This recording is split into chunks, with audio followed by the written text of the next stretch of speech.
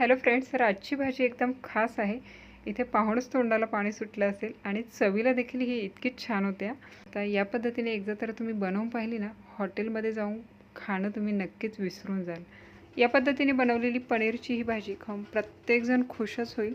तर आता भाजीची प्रशंसा पुरे झाली. आता डायरेक्ट भाजी बनवायला सुरुवात करूया. व्हिडिओ स्किप न करता शेवटपर्यंत पाहत राहा. सुरुवात आपण मसाल्याने करूया. तर पाव किलो पनीरसाठी मसाला बनवणार आहोत. इथं जवळपास 200 ग्रॅम दही घेतलेलं आहे. ताजं आहे आणि आंबट नाही आहे. तर याच्यामध्ये आपण सगळ्यात आधी टाकूया 1.5 चमचे चणा डाळीचं पीठ, ज्यामुळे भाजीचं टेक्स्चर आणि बाइंडिंग छान होतं. सुके मसाले टाकूया. पाव चमचा हळद पावडर टाकलेली आहे. त्यामध्ये टाकत आहोत 1 चमचा धना पावडर टाकलेली आहे. त्यानंतर 1 चमचा काश्मीरी मिरची पावडर टाकलेली आहे. कलर छान येतो आणि कमी तिखट असते. पाऊण चमचा इथे एक किचन किंग मसाला टाकत आहे. त्याऐवजी कुठलाही गरम मसाला तुम्ही वापरू शकता. त्याचबरोबर इथे टाकत आहे अर्धा चमचा बडीशेप पावडर.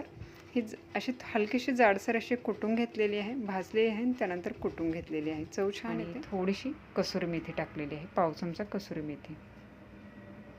थोडीशी पाव चमचा साखर टाकलेली आहे, कारण दही आणि टोमॅटो वापरणार आहोत, त्याच्यामुळे त्याचा आंबटपणा बॅलन्स करण्यासाठी थोडीशी साखर आणि 1 चमचा तेल टाकलेलं आहे.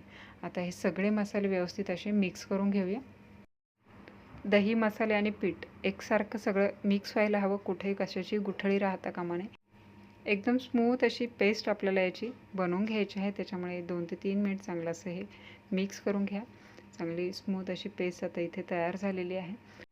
आता हा मसाला आपण साईडला ठेवूया आणि पुढची प्रोसेस करूया. तोपर्यंत मसाले जे आहेत ना, दह्यामध्ये छान असे मुरले जाईल आणि भाजीची चव जी आहे ना, त्याच्यामुळे एकदम मस्त अशी येते.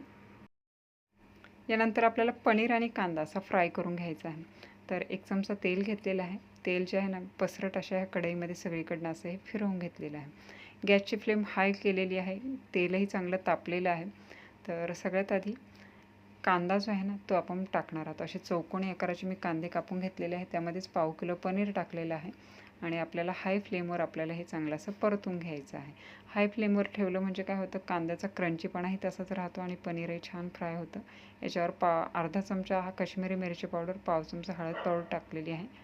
टॉस करून सगळे मसाले जे आहे ना, कांदा आणि पनीरला चांगले असे मिक्स होतात. जर टॉस करणं तुम्हाला जमत नसेल तर चमच्याने देखील तुम्ही हे मिक्स करून घेऊ शकता.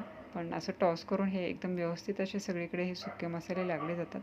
थोडंसं याच्यामध्ये पाव चमचा मीठ टाकलेलं आहे आणि आता हे मीठ टाकून पुन्हा असं मिक्स करून घेऊया. त्याच्यामुळे मिठाची चव जी आहे ना, पनीरपर्यंत छान अशी मुरली जाते.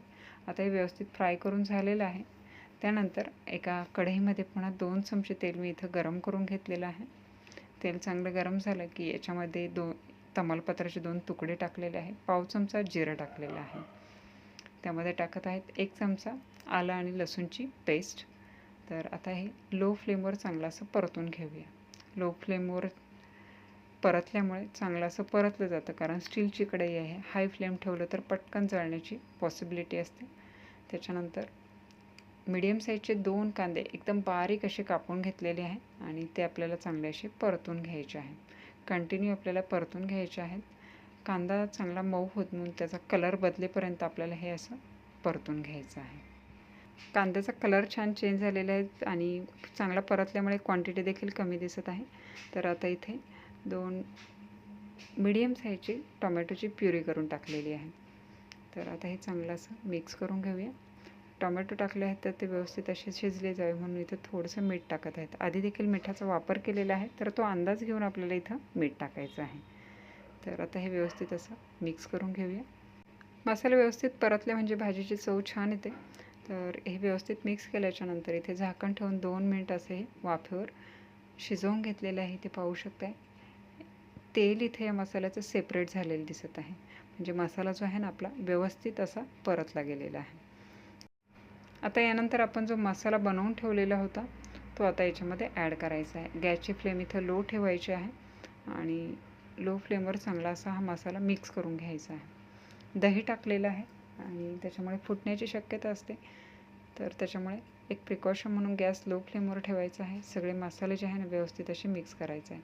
थोडंसं पाणी मी इथे टाकत आहे.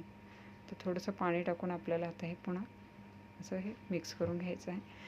मध्ये मध्ये सारखं मिक्स करत राहायचं आहे, जेणेकरून खाली जे हा मसाला आहे ना लागणार नाही.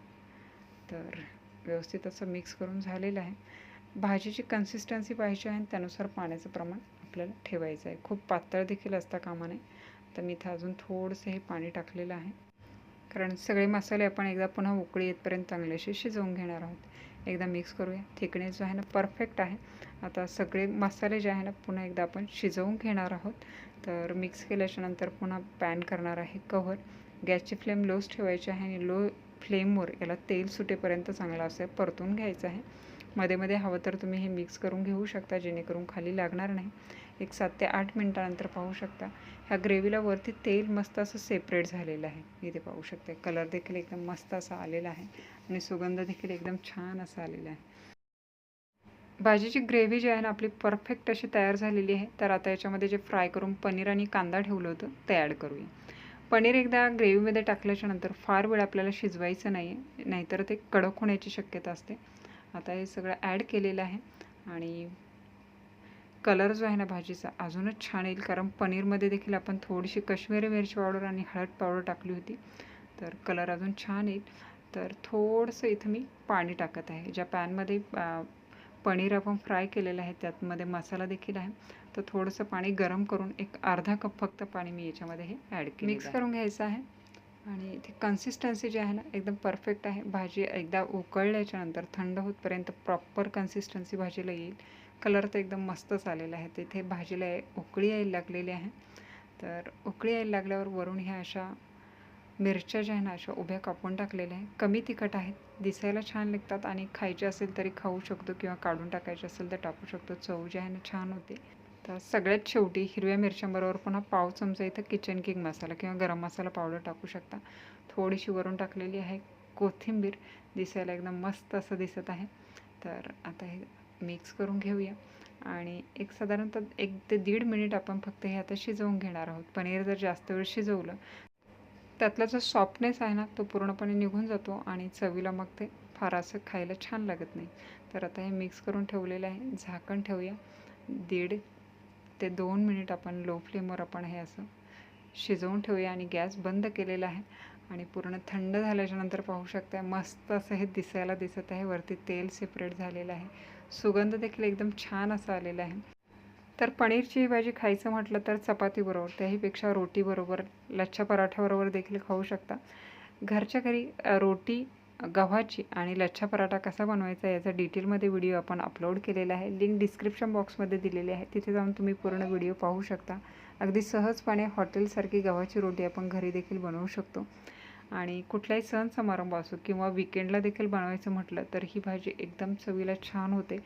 खाणारा प्रत्येकजण खुश होईल एवढी ही चवीला छान होते. बाहेरून हॉटेलमधून जाऊन खाण्यापेक्षा घरी बनवलेली ही भाजी एकदा या पद्धतीने करून पहा. पुन्हा पुन्हा नक्कीच या पद्धतीने तुम्ही घरी बनवाल आणि सर्वांना ती आवडेल देखील. तर व्हिडिओ नक्कीच आवडला असेल तर व्हिडिओला लाईक करा, कमेंट करा, शेअर करा आणि अशाच नवनवीन आणि सोप्यात सोप्या रेसिपी घरच्या घरी बनवण्यासाठी किटी किचन रेसिपीजला न विसरता सबस्क्राईब करा. बाजूला असलेलं बेल आयकॉनचं बटन प्रेस करा, जेणेकरून येणाऱ्या सगळ्या नवीन रेसिपीचं नोटिफिकेशन सगळ्यात आधी तुम्हाला मिळेल. तर पुन्हा भेटूया अशाच एका चमचमीत रेसिपीचं. तोपर्यंत टेक केअर, बाय बाय.